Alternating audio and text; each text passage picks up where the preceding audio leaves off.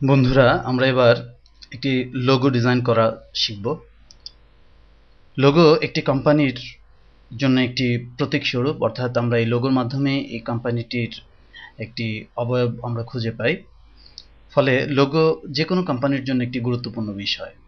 Logo ডিজাইনের ক্ষেত্রে কিছু কমন ফ্যাক্ট আমাদের মাথায় রাখতে হবে। তার মধ্যে প্রথমত সেটি হচ্ছে এই লোগো যেন এই কোম্পানিটিকে এক্সপ্রেস করে, অর্থাৎ লোগোর ডিজাইন, লোগোতে ব্যবহৃত টেক্সট বা অক্ষর, এতে ব্যবহৃত শেপ ইত্যাদি বিভিন্ন কিছু যেন কোম্পানির যে প্রাসঙ্গিক যে বিষয়বস্তু আছে সেটিকে এক্সপ্রেস করে।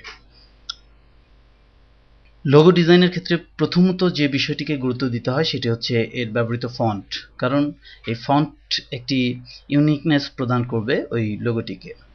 এরপর এতে ব্যবহৃত যে শেপ সমূহ আমরা বা ইমেজ অবজেক্ট সমূহ ব্যবহার করব সেগুলোর দিকে আমাদের লক্ষ্য রাখতে হবে। তো চলুন আমরা একটি লোগো ডিজাইন করে বিষয়টির সাথে পরিচিত হই। এই জন্য প্রথমেই আমরা একটি নতুন ডকুমেন্ট নিচ্ছি এবং আমি একে ইঞ্চি ইউনিটে পরিমাপ করছি। আমি 3 ইঞ্চি বাই 3 ইঞ্চির একটি ডাইমেনশনের ইমেজ নিচ্ছি। আমাদের লোগো অল পারপাস ইউজ হবে, অর্থাৎ কখনো এটি খুব ছোট আকারে ইউজ হবে, কখনো এটি খুব বড় আকারে ইউজ হবে।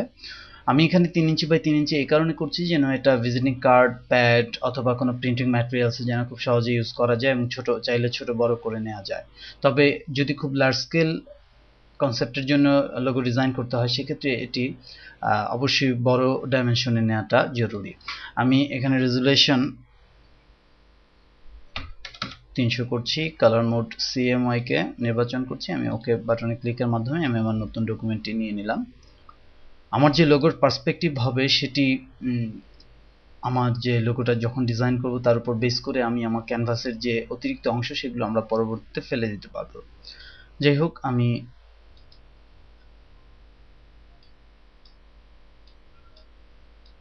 ফন্টের সাইজটি কমিয়ে নিয়ে আমি প্রথমে কোম্পানিটির যে নামে লোগো হবে সেই নামটি এখানে ইনপুট করছি।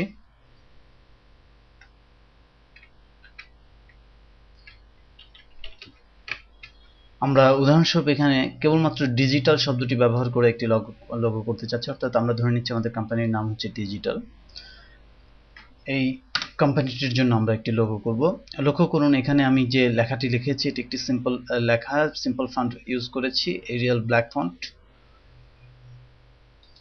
আমি প্রথমেই যে কাজটি করব সেটি হচ্ছে আমার এই লোগোতে ইউনিকনেস কিভাবে নিয়ে আসতে পারবো আমি সেই সম্পর্কে জানব।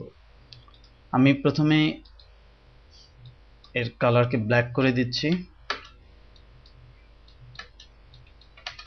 লোগো করার সময় অবশ্যই খেয়াল রাখতে হবে লোগোটি বিভিন্নভাবে ব্যবহৃত হবে, কখনো 4 কালার প্রিন্টিংয়ে ব্যবহৃত হবে, কখনো সিঙ্গেল কালার প্রিন্টিংয়ে ব্যবহার হতে পারে, অর্থাৎ এক কালারে ব্যবহার হতে পারে ইত্যাদি বিভিন্ন বিষয় মাথায় রেখেই লোগোটিকে মূলত করতে হবে, যেন এক কালার প্রিন্ট করলে কোনো অংশ অর্থাৎ প্রিন্ট আসে না এরকম যেন না হয়।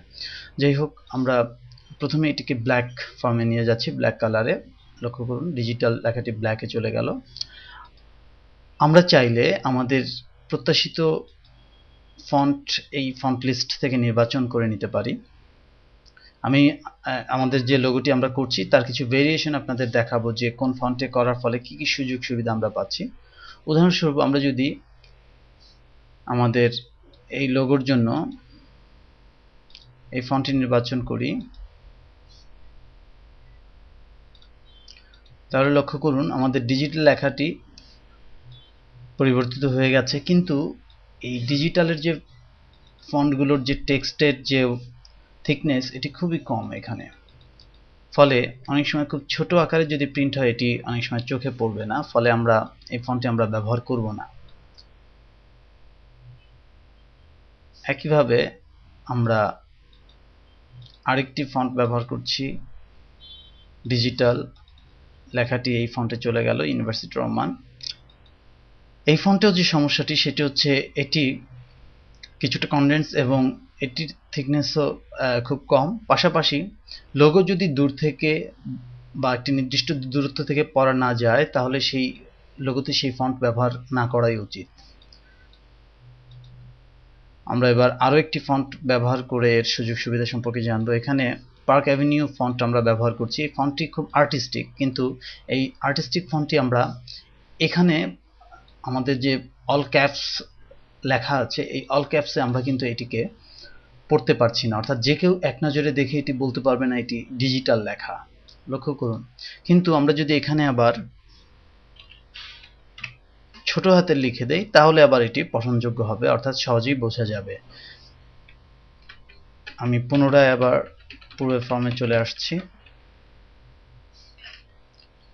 তাহলে আমরা দেখলাম যে আমাদের ফন্টগুলো বিভিন্ন ফন্টে নেওয়ার ফলে কি কি সুযোগ সুবিধা আমরা পাচ্ছি এবং কোন ফন্টটি আমরা কেন ব্যবহার করব এবং কোন ফন্টটি কেন ব্যবহার করব না। এবার আমরা দেখব যে এই ফন্টটিকে কিভাবে ইউনিক করা যায় বা এই লেখাটিকে কিভাবে ইউনিক করা যায়। আমরা এখানে ডিজিটালের আইকে আমরা ছোট হাতের করে দিচ্ছি এবং এখানের যে আইটি রয়েছে একেও ছোট হাতের করে দিচ্ছি। ফলে লক্ষ্য করুন যে প্রচলিত যে ফন্ট আছে সেই ফন্ট থেকে কিছুটা লুক চেঞ্জ হয়েছে, কারণ এখানে দুটো ছোট স্মল আই আমরা দেখতে পাচ্ছি। এবার আমরা আরেকটু ব্যতিক্রম করার জন্য আমরা এই আইয়ের কালার যদি পরিবর্তন করে দিই, আমি সোয়াচ থেকে এর কালারটি রেড করে দিচ্ছি এবং এখানেও আইয়ের কালারটি রেড করে দিচ্ছি। লক্ষ্য করুন এটি একটি লোগো লুকস দিচ্ছে, অর্থাৎ এটি দেখে মনে হচ্ছে এটি খুব সাধারণ উদ্দেশ্যে যেভাবে আমরা টেক্সট লিখি এটি মূলত সেই উদ্দেশ্যে না। এখানে দুটো আই ডিফারেন্ট কালার এবং ডিফারেন্ট স্টাইল করা হয়েছে এবং এর কিছুটা ভেরিয়েশন আছে, ফলে এটি একটি লোগো লুকস আমরা এখানে দেখতে পাচ্ছি।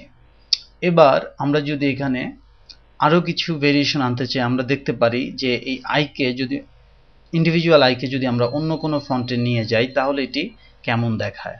আমরা বেশ কিছু ফন্ট ভেরিয়েশন এখানে দেখব এবং প্রত্যাশিত ফন্টটি পেলেই আমরা সেটি ব্যবহার করব।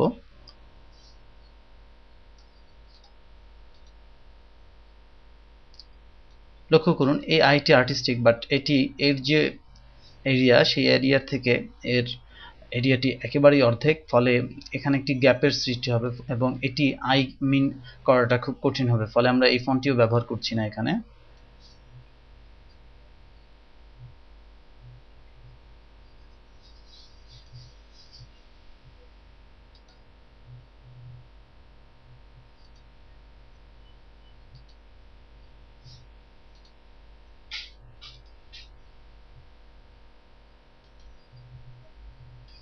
লক্ষ্য করুন এটিও আই চিহ্ন, বাট ইনফরমেশন নোটিফিকেশনের ক্ষেত্রে এটি ব্যবহৃত হয়। এই ধরনের ফন্ট ব্যবহার করে অনেক সময় আমরা আমাদের লোগোতে ভেরিয়েশন দিতে পারি। এই অবস্থায় আমরা এটিও ব্যবহার করব না। আমরা পুনরায় আমাদের পূর্বের অবস্থানে ফিরে গেলাম, অর্থাৎ আমরা দেখলাম যে এখানে বিভিন্ন ফন্ট ব্যবহার করেও আমরা আইকে ভেরিয়েশন যে ধরনের ভেরিয়েশন আমরা আনতে চাচ্ছি এখানে যে ফন্টের লিমিটেশন আছে সেই কারণে আমরা আনতে পারছি না, ফলে এখানে আমরা আমাদের যে প্রত্যাশিত যে ফন্টটি আগে ছিল সেই ফন্টটি আমরা ব্যবহার করছি। এখন এই লোগোকে আমরা যদি কিছুটা এরিয়া ডিফাইন করতে চাই লোগোর ক্ষেত্রে, সেক্ষেত্রে আমরা কিছু এখানে আমরা কাজ করব এবং এর বাইরেও আমরা এখানে কিছু ভেরিয়েশনমূলক কাজ করব।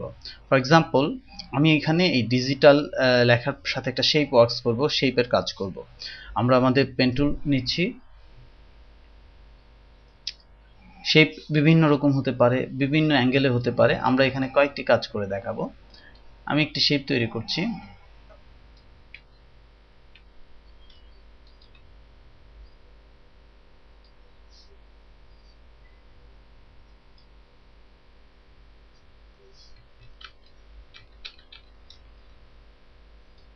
শেপটা অবশ্যই ফিল শেপ হওয়া চাই।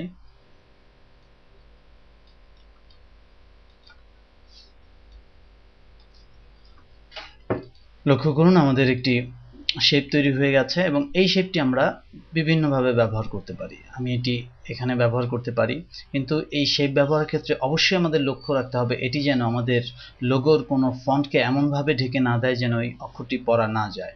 এই বিষয়গুলো আমাদের অবশ্যই মাথায় রাখতে হবে এবং এর যে অ্যাঙ্গেল সেটি কার সাথে ম্যাচ করে সেটিও আমরা বিবেচনায় রাখবো। লক্ষ্য করুন, এটি যদি এখানে বসি, আমরা এখানে যদি কোনো আদার্স তাদের স্লোগান থাকে, কোম্পানির স্লোগান থেকে থাকে, বিভিন্ন সময় আমরা বিভিন্ন লোগোতে দেখে থাকি, আমরা এই ধরনের একটি স্লোগানও তৈরি করে দিচ্ছি।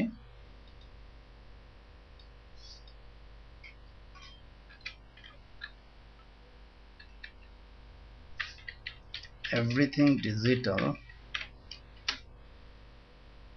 আমি এর ফন্ট পরিবর্তন করে দিচ্ছি, ফন্টের কালার।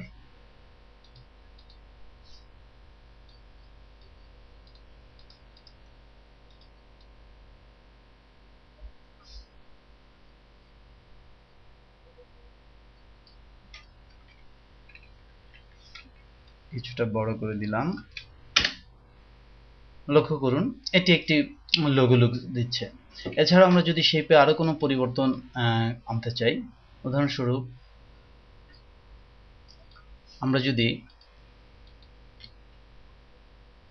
ডিজিটালকে একটু স্পেস দিয়ে এখানে আমি শেপটিকে প্রবেশ করাই এবং আমি এখানকার পুরো ফন্টটিকেই রেড করে দেই, এটিও একটি লোগো লুক দিচ্ছে আমাদের ডিজাইনে। এছাড়াও আমি আমার শেপের কালারও চেঞ্জ করতে পারি দুটো ডিভাইডেশন মিন করতে।